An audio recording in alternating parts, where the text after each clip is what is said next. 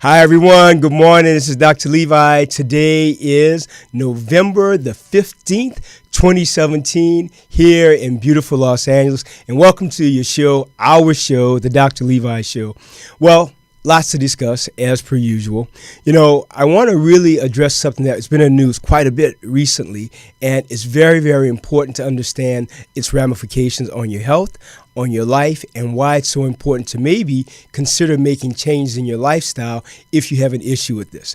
So let's talk about, you ready for this? Hypertension, high blood pressure.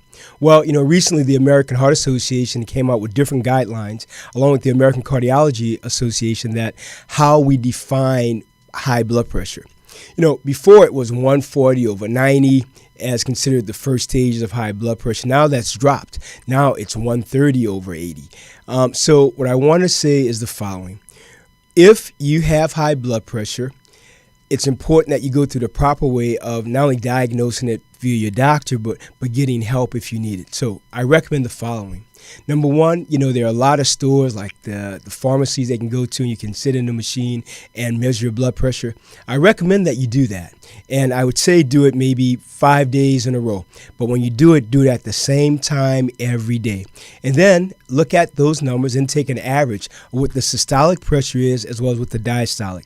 So the diastolic blood pressure is the higher number, the one on top, and the systolic blood pressure is the one on top, the bigger number, which is the when your heart is beating, and the resting is the diastolic, the smaller number. So 130/80, that's the systolic is 130, the diastolic is 80.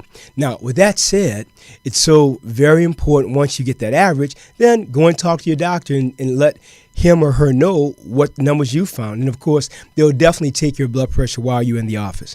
Now, if your blood pressure is elevated, then you have to think about the following. What are the lifestyle changes that I can make? Specifically, decrease the amount of sodium in your diet, or increase the amount of exercise, or overall eating less, losing some weight, making other lifestyle changes such as minimizing stress, minimizing alcohol in your diet, as well, I shouldn't say in your diet, just minimizing alcohol, because alcohol should not be a part of the diet in general, but minimizing salt and salty foods, processed foods. All of these things can have a lot of what I call surprise sodium content that you're really not aware of, and you eat this, and this can cause your blood pressure to be elevated or cause you to feel somewhat edematous, meaning that you feel like you're retaining water, or you just feel bloated, basically. So with that said, really look at your diet, exercise, be aware of what you're eating, be aware of what you're drinking, and of course to not smoke, because smoking, of course, can also cause calcifications through your vascular system, which can also elevate your blood pressure. So with that said, the new guidelines now are 130/80, considered to be the first stage of hypertension or high blood pressure. Now, 120/80 is still considered to be slightly elevated. So, again, no stress about it. Just want to be proactive and say, okay, something's come up. What can I do to get healthier? What can I do to make my body more fit? What can I do to regulate what I eat? Remember, you are what you eat, drink, and smoke. So if you're putting something in your mouth that you know isn't great, that's full of sodium, that's full of all these nitrates, all this other stuff that's not good for you, then make the choice to not do that.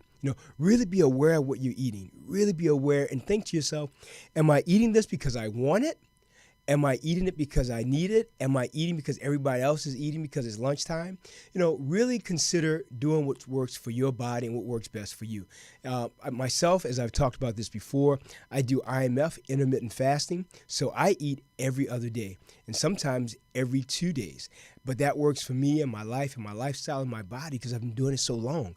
So what you have to do now is think about what can you do to better your health, and what can you do to be more cognizant of the choices that you make with respect to food, exercise, diet, lifestyle. That's what it is. Fitness is a lifestyle, and I want you to be fit and healthy. But more importantly, as we're talking about our medical moment today, the medical moment, again, is hypertension, high blood pressure. What can you do to have a sustained low blood pressure? What can you do to avoid high blood pressure? And the dietary change that you can invoke to be healthier, and really, more importantly, to have a life whereby you can do what you want to do. Why is this important? Because if you have elevated blood pressure, it puts you at risk for stroke and or heart attack. Now, think about how your life will change tremendously if you have a stroke or if you have a heart attack. These are things that I see very often in the hospital. I see it with my patients. Just recently, I want to tell you a brief anecdote about a patient that I have. Really, really wonderful person. And I saw her about, I want to say 8 months ago. She was doing great, and we talked about her, losing some weight and doing some other things that we thought would be constructive for her to have a better sense of self, but more importantly, simply to be more healthy. So she said, well, I'm going to start.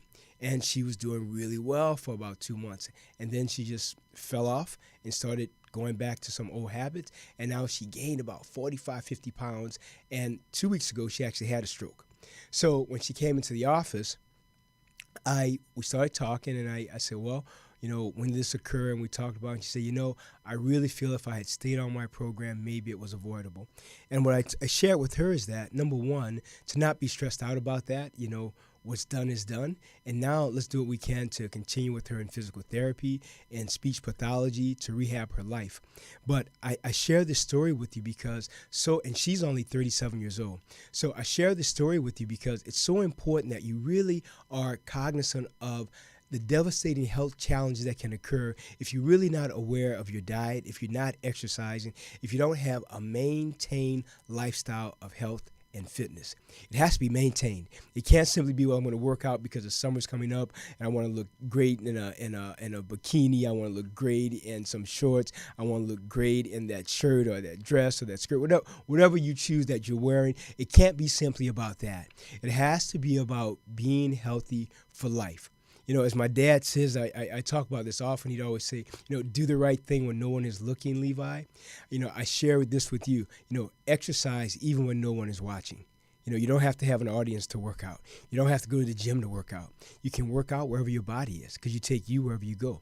So with that said, I really want you to be focused over the next several months about really getting fit, really being healthy, and more importantly, doing this without any stress, without any self-condemnation, without any, I wish I would have, could have, should I have to do this better. No, just take one day at a time. One day at a time to embrace your body just the way it is and do what you can to decrease your blood pressure, to exercise more, to eat more healthy, and to minimize stress in your life and to minimize alcohol consumption in your life. I believe if you do those things, health is at your doorstep waiting to embrace you. All right? Now, today is our Q&A show, and I take questions from YouTube, from Twitter, from Twitch TV, email. Any way you send the question, I have access to them. I try to answer as many as I can. So today we have quite a few questions, and I'm going to go over those with you, and I'll show you some exercises that I think will be good for you to do, but more importantly, things that you can do to avoid further injury or pain. The goal for the Q&A is to give you a platform whereby you can freely ask me questions and, more importantly, get answers that can benefit you, can benefit your career as a gamer, as a pro gamer, as an amateur gamer, as a weekend warrior gamer, whatever works for you in your life. I think these exercises will definitely help you.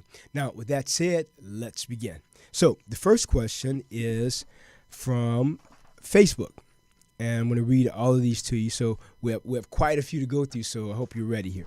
So I'm 28-year-old male that has hypermobile joints. My arms, hands, and wrists have been sore, and I will be going to an orthopedic surgeon for constant thumb pain for the last 6 months. I've been reading that I need to strengthen the muscles around these joints. Do you have any recommendations? I've heard it's bad to stretch these muscles, and the focus should be on isometric exercises. Well, I appreciate the question, number one. So let's talk about that. Hypermobile joints. If you have hypermobility of your joints, it's not necessarily a bad thing at all. But what you do have to be cognizant of is the following. You do want to do, as you said, you want to strengthen the muscles around the joints. So if you're having, let's talk about this. You said thumb pain, right? Yeah, thumb pain. If you're having thumb pain, well, what wasn't clear, you didn't say if you're having thumb pain at this joint, the interphalangeal joint, or at this joint, or here at the metacarpophalangeal joint. So it's not clear where your thumb pain is. But with that said, it's okay. So let's talk about it. If you're having thumb pain, some of the most important exercises you can do are these. So take a look. Just around the world, back around the world, in and out here, flexion, extension all the way down. So these will help strengthen the muscles around your thumb. So again, in and out, I would do a set of 15 to 20. Around the world, a same set, 15 to 20 applies to all of these. Then back around the world, here. And then flexion, extension of the thumb, where you bring in the pad of the thumb down to your palm, the palmar aspect of your hand. This is the volar surface of the hand, and this you want to bring, again, your thumb across this way. Now, I want to show you another exercise that I think will also help you. Here, you're going to just have your hand straight out and just up and down here. Up and down, up and down. Now, often someone may have pain in this area of their wrist, which is evident of something called dequervains, as DEQUERVAIN''S. I'll spell it again. DEQUERVAIN''S.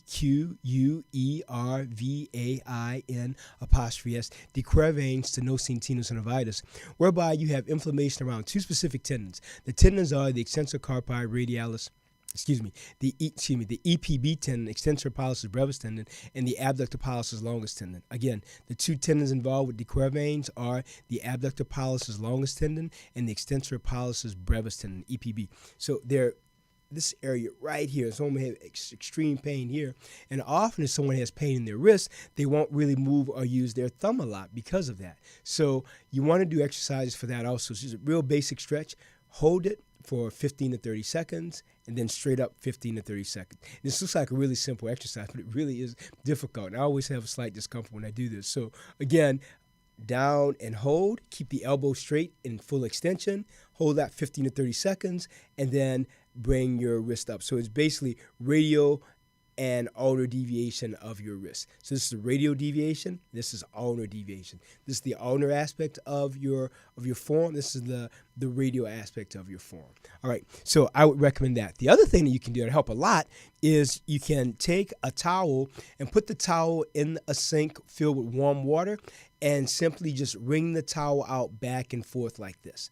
Back and forth. Go from the center to the edge, wringing out the towel. And of course, it won't really lose any water content because it's submerged in the water. So you grab it from the center and just go up straight out to the side, and then just wring it back and forth and move the towel in your hands going out laterally. All right, so that will give you some help also. The other thing that I'll say too is you can get a stress ball and simply hold the ball and just back and forth squeezing as much as you can. Again, for a set of 15 to 20. With that said, when you're having pain, it's so important that you do some of the stretching exercises that we have. You know, if you look at our catalog of exercises, there are really over 125 plus exercises. So it's important that you engage them, but it's also important that you modify the exercises. Every week, pick 3 to 4 exercises, do those, and then the following week or two, then change them out. The goal here is basically this. Don't be stressed out about the exercise. Just pick 2 or 3 and do them. Do them consistently, do them properly, and do them until you feel comfortable. If you're stressing out about it, then do something else. But the bottom line is you have a lot of exercises to choose from that will help you. The goal of this show and the goal of my YouTube channel and my entire platform is really help the gaming community, to help you athletes stay fit, stay healthy, and have prolonged function and be able to game without any issue. That's the goal. So I hope that helps. So next question. One other thing I want to comment about the thumb exercise that comes to mind is that, you said that only isometric exercise. Well, you can do isometric, isotonic, isokinetic exercises, isodynamic type exercises. That is really not as important to me as being consistent and doing the exercises. That's the ticket. Do them, and do them consistently, and do them every day. And don't forget, too, as I've said many times, you have to take your 5-minute break. Every hour after the game, you take a 5 or 10-minute break. The end of the world is not going to happen if you take a break while gaming. As much as we may love it, great, but your health comes first. You want to have hands that you can use really well for the rest of your life, and not have hands that bother you like mine do very often. So I want to give you information to really help you to have a sustained career in gaming, or just sustained fun when you're gaming without any pain, without any difficulty in function, without any issues, basically. The goal here is really this. What can we do to minimize drama? want to minimize health drama for you. So if you have hands that hurt, wrists that hurt, a neck or shoulder that hurts, then you have drama. So I don't like drama. I don't want you to have drama. I want you to be healthy, fit, and happy. And more importantly, function without any issues. All right, next question here. I've read that typically for first-person shooter games, okay, FPS games like Overwatch, let me talk about Overwatch. I love Overwatch. Big shout out to A-Rod, my Overwatch partner there. It's better to aim with your arm than your wrist. Unfortunately, my mouse mat is very small, and I'm waiting to get a new one to be able to shoot with my arm. Will that help? All right, so let's go over this. Okay, so Overwatch, let's just talk about that game. So you're using this hand for the keyboard and using the other hand, depending on if you're right or left-handed too, I should say. I'm ambidextrous for the most part, but I still use my right hand for the mouse. I use my left hand for keyboarding. So when you're using the mouse, this issue you said is better to aim with your arm than with your wrist. Well, it depends. Whichever one is easier for you. And the other thing to think about too when it comes to your aim is what's the sensitivity of the mouse?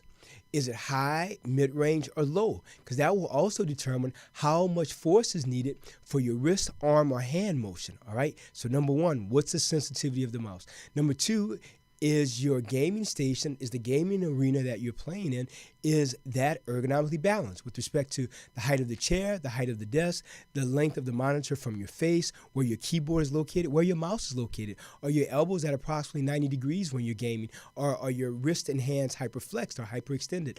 All of these things come into play so that we can help you avoid injury. So now let's get to your question. Is it better to shoot with your arm, to aim with your arm or with your wrist? So I would say you want to go back and forth and see what works best for you. For me, it's really better for me with my wrist. I use my wrist. There are times when if my wrist is bothering me, I'll engage my arm more. But for the most part, it's my wrist. I keep my wrist as stable as possible, and I use the mouse to do what I need to do. Now, I want to say this. If you're having wrist pain, a thumb pain, finger pain that's pretty intense, then, engage your arm more. And you can do what I think is best overall, and I don't do it as much as I should really, is to really go back and forth, from using your hand and wrist to using your forearm and arm more.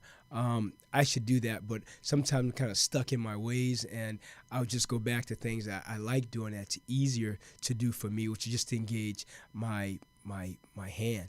My wrist, I should say. When I play Overwatch, the character that I play, and this is another thing I'm just real intense about. Of all those characters, you have how many heroes there? The one that I really like playing the most, the only one that I play really is May. For some odd reason, she's I call her the Ice Princess, the Ice Queen, and I like the fact that she can become invulnerable in her ice block. I like the fact she can dart someone, she can freeze them, she can throw up an ice block wall. I mean, she's just my favorite character. I thought Doomfist would be in time, but I played him a few times, and I'm just not someone that I want to play. May seems to be just best for me personally. She gets in people's hair too. She can cause a lot of drama. So with that said, so if your mouse mat is very small, I also recommend that you broaden that, because sometimes if the mouse mat is small, sometimes what I've seen with some gamers is that their wrist will impede on the mat, which can cause a lot of trauma against your carpal tunnel because they're hitting that mouse pad. However, if it's a broad pad whereby you don't have that extra, I want to say confrontation or impingement on your wrist, I recommend that.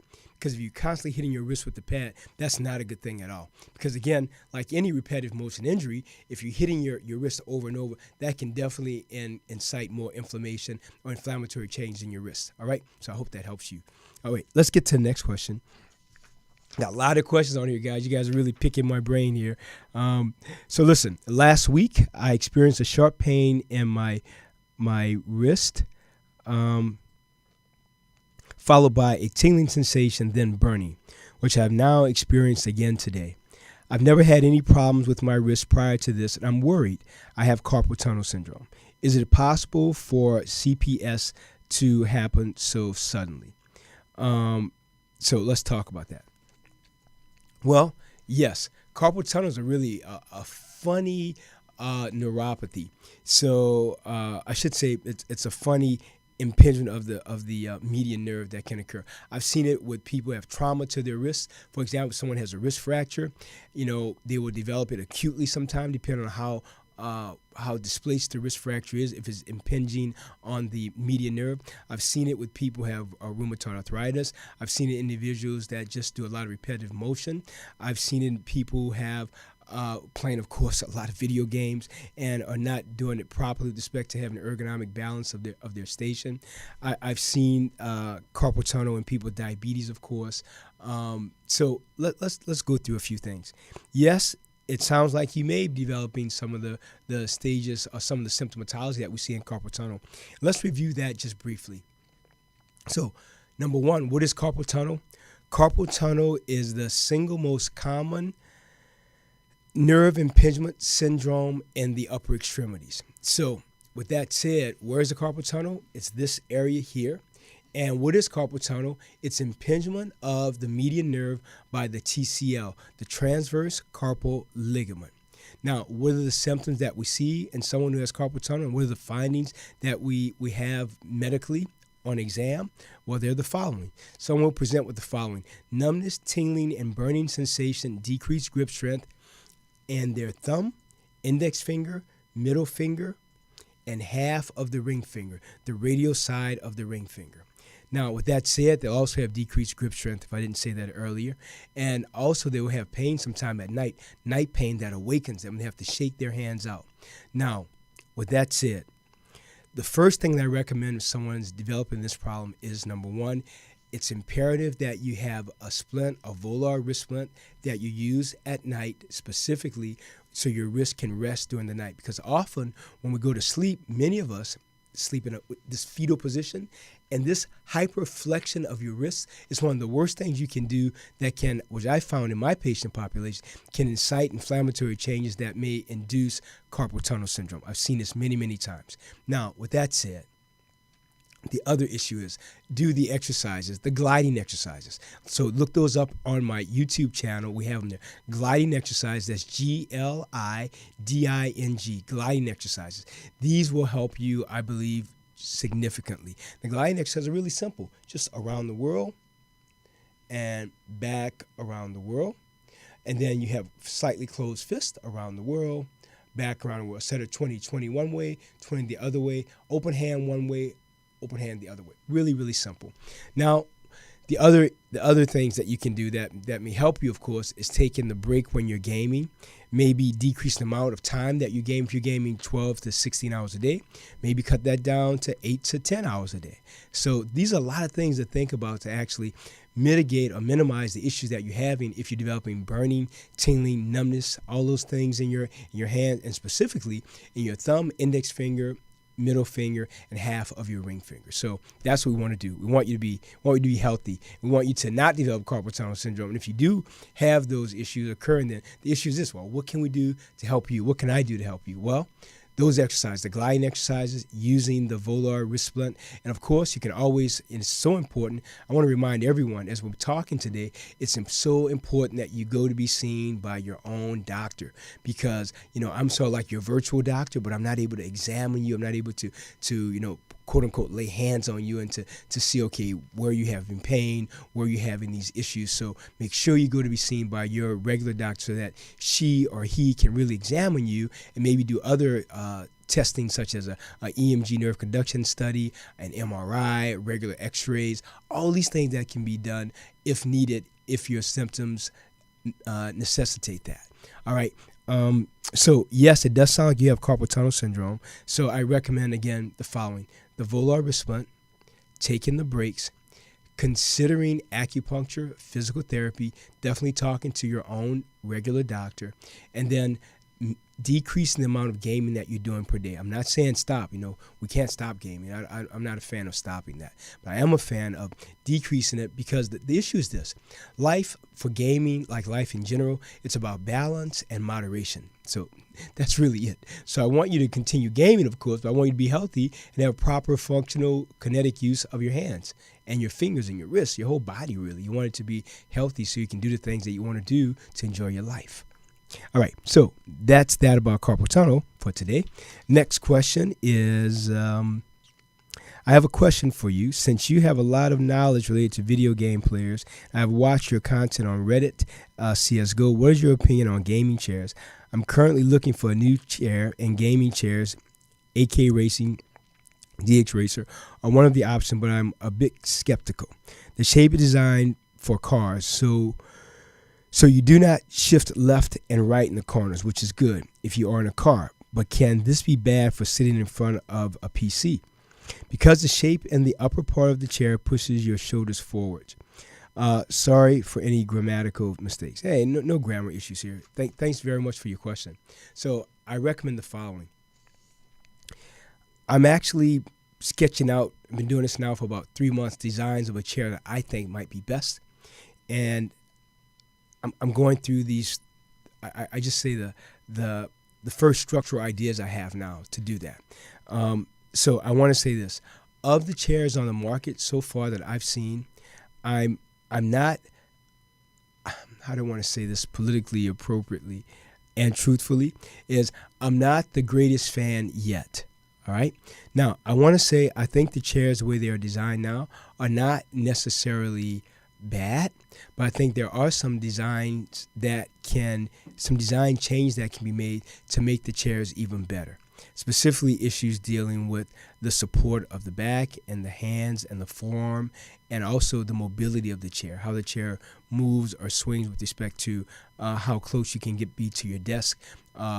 There's some things I think that need to be really looked at.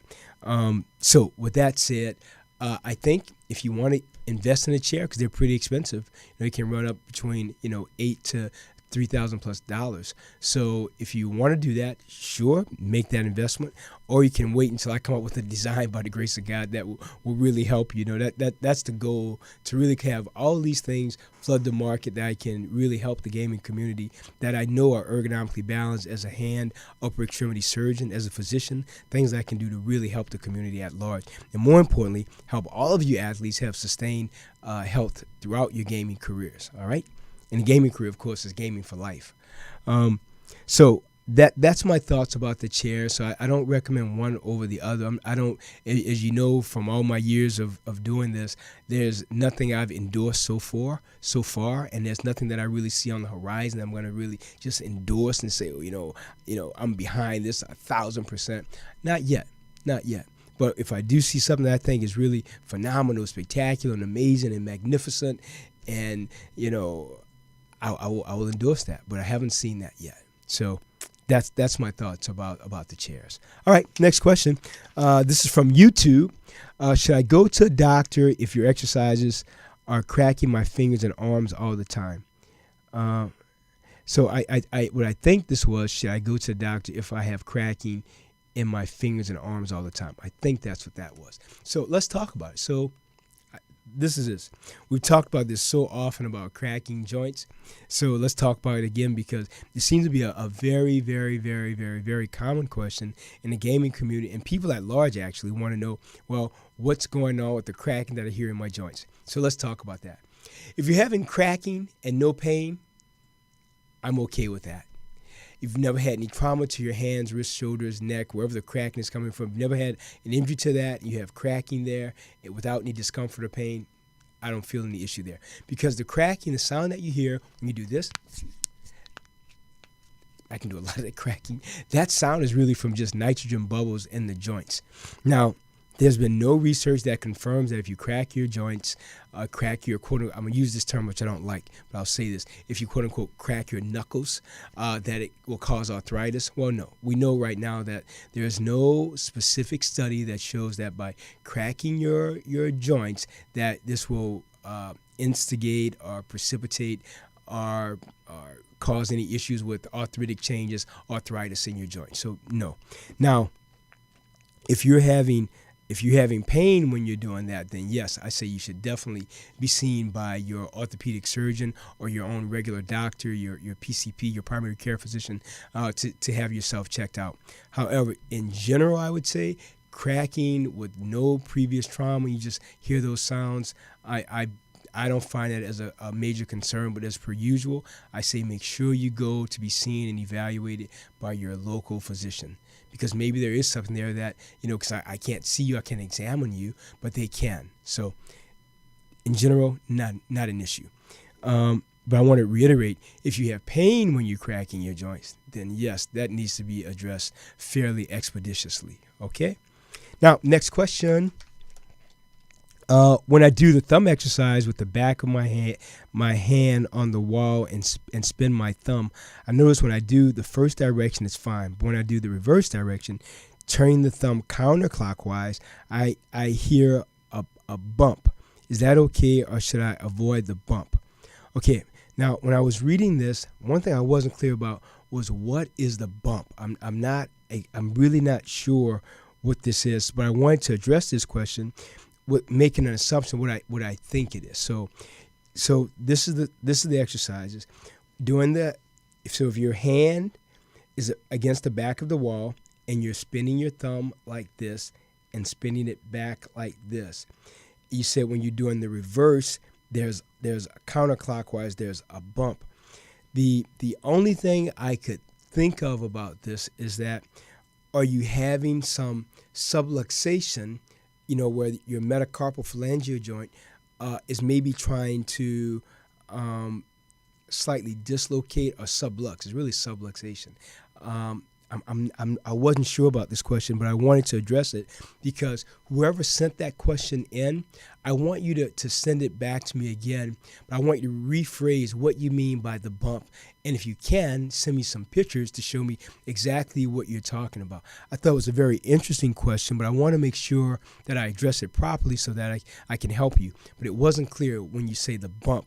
I want to read the question again. You said that when I do the thumb exercise with the back of my hand on the wall and spin my thumb, I notice when I do the first direction, so the first direction has to be clockwise.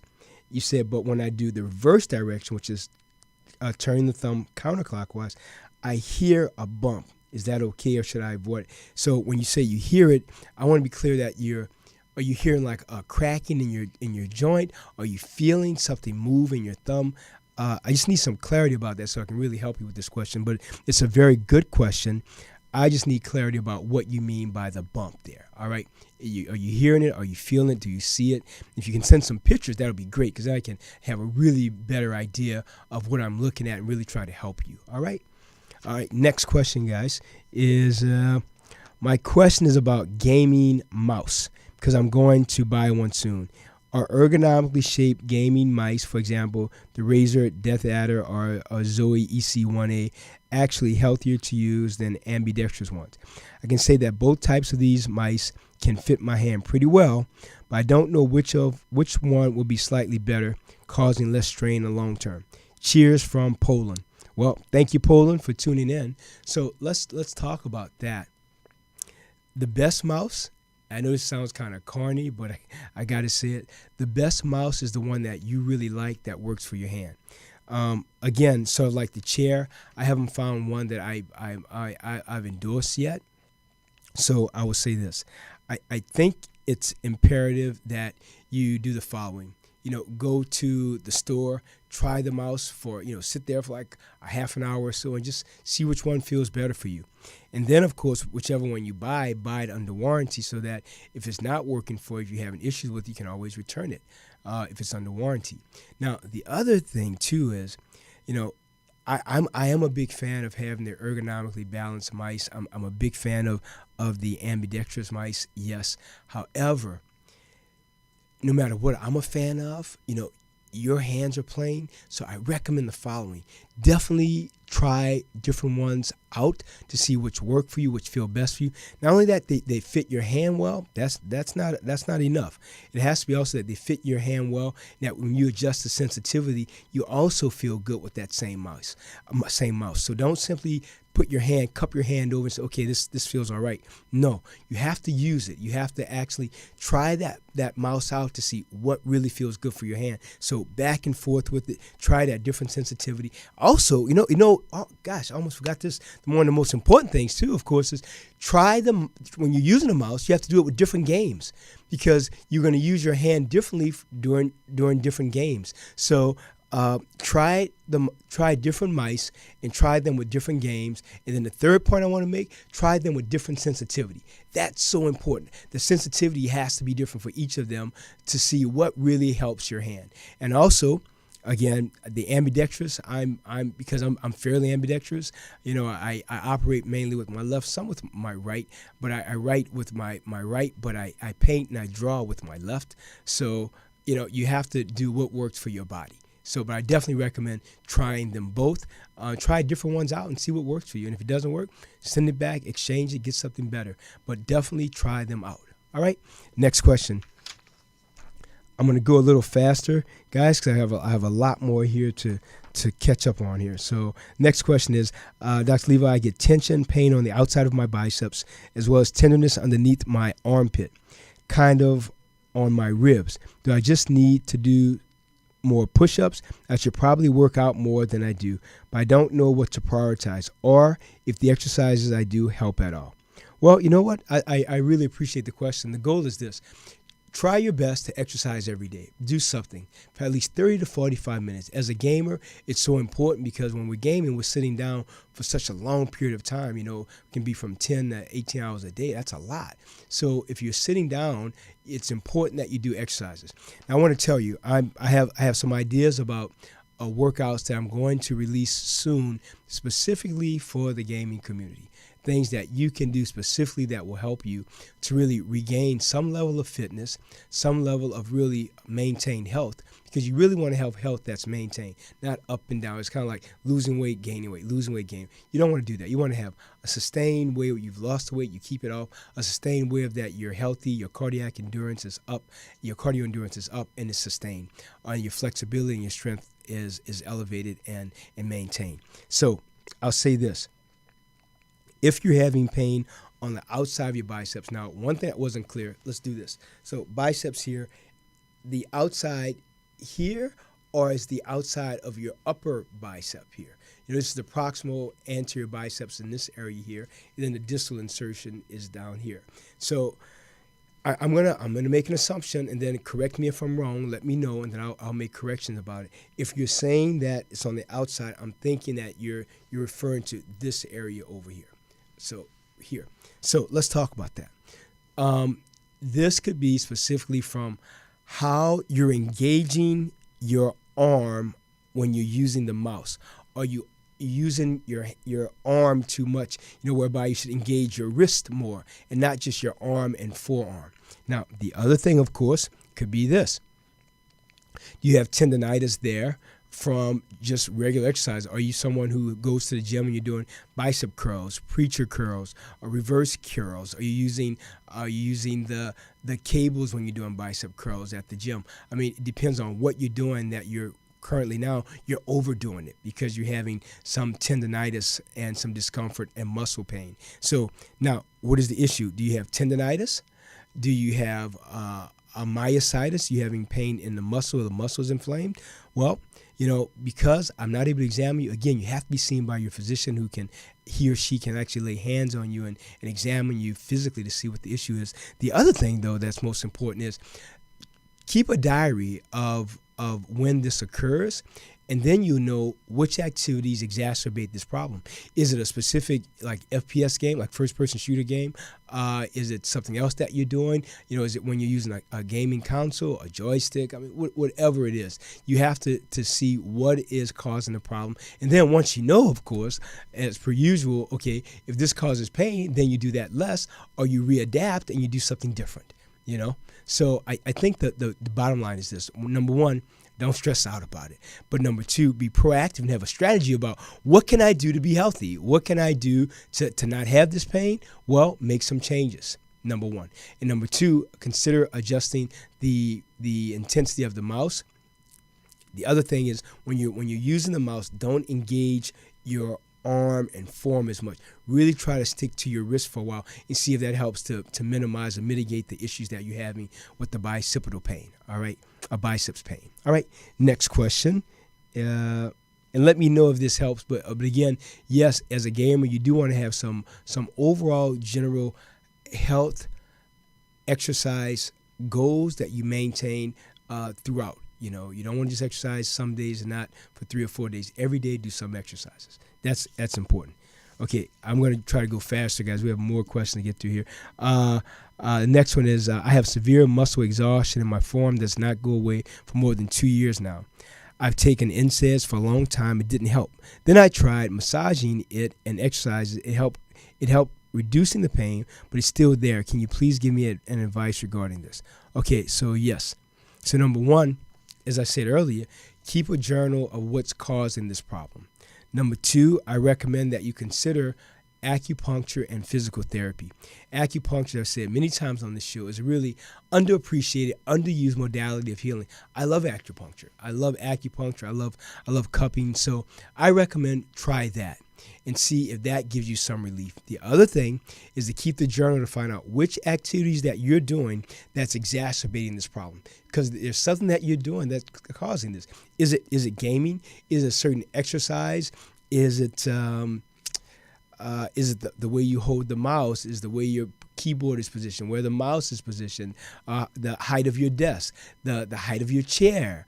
All these things can affect your forearm because you can overuse them, especially if you're saying specifically you have muscle exhaustion specifically in your forearm.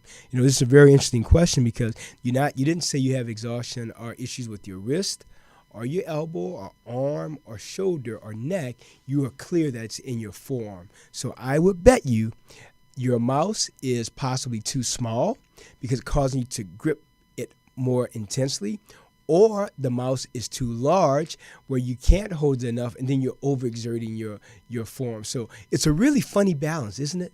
That one little thing that you can be doing that's off that can set off all this inflammation in a certain area of your body.